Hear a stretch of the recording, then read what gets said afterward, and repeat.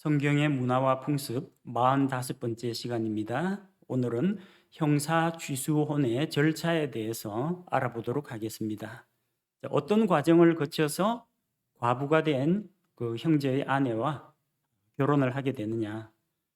신명기에 나오는 그 말씀을 보니까 형제들이 함께 생활하다가 옛날에는 시집을 가면은 남편의 집으로 이 친정을 떠나서 남편의 집으로 들어가서 살았습니다. 시댁과 이제 함께 살았습니다. 결혼하지 않은 미혼의 형제들도 역시 한 집에서 같이 살았습니다. 그래서 우리가 이전에 살펴본 신명기 25장 말씀 가운데 신명기 25장 5절에 형제들이 함께 거하는데 그 이야기가 나오죠. 형제들이 함께 생활하다가 결혼한 형제가 죽으면 이 형사 취수혼 결혼 제도가 시행될 수가 있습니다. 과부가 된 그 여인은 친정으로 돌아가서 자기 아버지 집에 머물 수도 있습니다. 아버지 집에 머물다가 타인에게 시집을 갈 수도 있습니다. 이게 가능한 이유가 뭐라고 했죠? 배우자가 죽으면 혼인 언약이 해소가 되기 때문에, 혼인 언약이 종료가 되기 때문에 남편이 죽은 다음에는 다른 사람과 결혼하는 것이 가능하다는 겁니다. 그런데 그렇게 다른 사람에게 시집 가는 것보다는 차라리 그 집에 계속 머물러 있으면서 아직 결혼하지 않은 남편의 형제들 중 한 명과 결혼하는 것이 성경에서 권장하고 있는 이 형사 취수혼입니다. 그래서 이것은 반드시 의무라고 할 수는 없고 선택 사항입니다. 다만 이제 그 과부를 돌아보고 이스라엘의 집에서 그 죽은 남편의 대가 끊어지지 않도록 하기 위한 제도였습니다. 이 과부와 결혼할 수 있는 그 형제는 결혼을 하지 않은 미혼의 남성이어야 합니다. 만약 형제들이 다 장가를 들었다 그러면은 수혼제, 형사 취수혼은 성립하지 않습니다. 이미 자기에게 아내가 있는데 죽은 형제의 그 과부를 취하는 것은 이중 결혼입니다. 아내를 둘 이상 두는 것이기 때문에 이것은 허용이 되지가 않습니다. 자, 만약에 결혼할 형제가 아직 나이가 어려가지고 미성년자일 경우 어떻게 하느냐? 근데 아직까지 10살 정도밖에 안 된 꼬마 시동생이다. 그러면 어떻게 하느냐? 그 아이가 성인이 될 때까지 기다려야 합니다. 기다릴 수 없으면 다른 데 시집 가는 방법도 있습니다. 이 형사 취수혼, 형제의 과부를 아내로 맞이할 때는 별도로 결혼 예식을 올리지는 않습니다. 혼인잔치 같은 걸 하지 않습니다. 이미 이 집에 시집을 왔고 한 집에서 지금 살고 있는 상태에서 남편이 죽고 남편에 남아있는 그 형제와 같이 가정생활을 하는 것이기 때문에 별도의 결혼식은 하지 않습니다. 그리고 이 형제의 과부와 결혼한 사람은 죽은 형제의 이름을 보존해야 할 책임이 있습니다.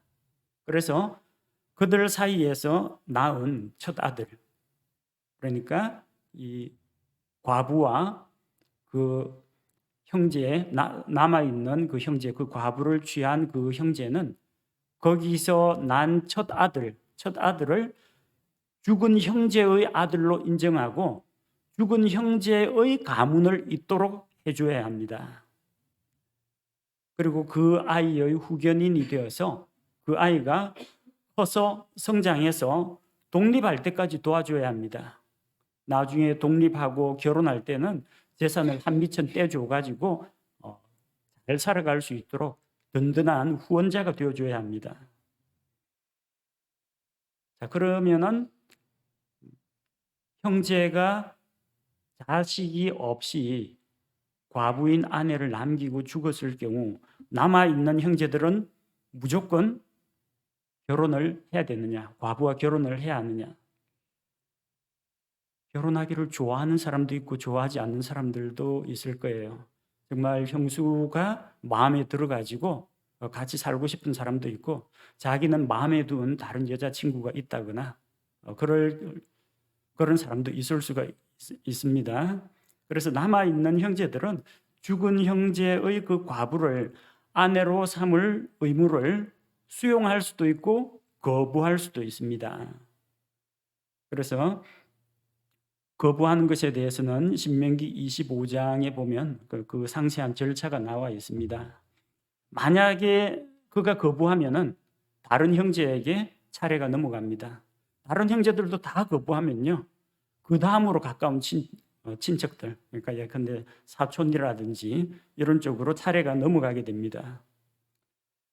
그런데 만약 그 형제의 과부 취하기를 즐겨하지 않으면은, 거부하면은 과부는 그 도시의 장로들에게, 어르신들이죠, 지도자들이죠, 장로들에게 자기의 사정을 고하고 장로들이 그를 불러가지고 그에게 말을 합니다. 율법의 말씀에 이렇게 되어 있는데 왜 이 여인을 아내로 받아들이기를 거부하느냐.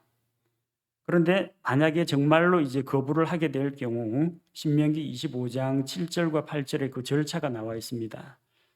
형제의 아내의 취하기를 거부하는 자에 대해서 장로들은 사람들 보는 앞에서 그의 신발을 벗깁니다.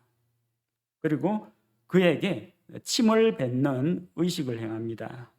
조금 더럽다라고 생각할 수 있는데 이 침을 뱉는다는 것은 모욕의 의미가 있습니다.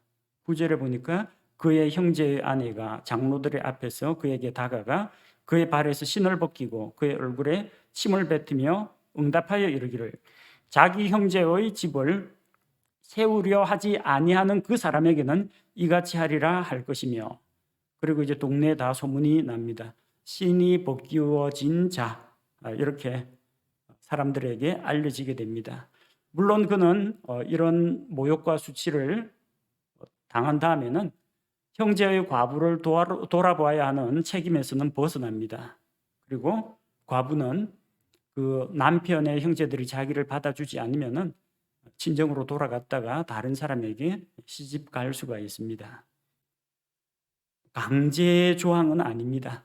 선택은 할 수가 있지만 하나님께서 원하시는 것은 가능하면 형제의 과부를 저버리지 말라. 그리고 형제의 집안에 씨가 끊어지지 않게 하라. 이것이 하나님의 뜻입니다.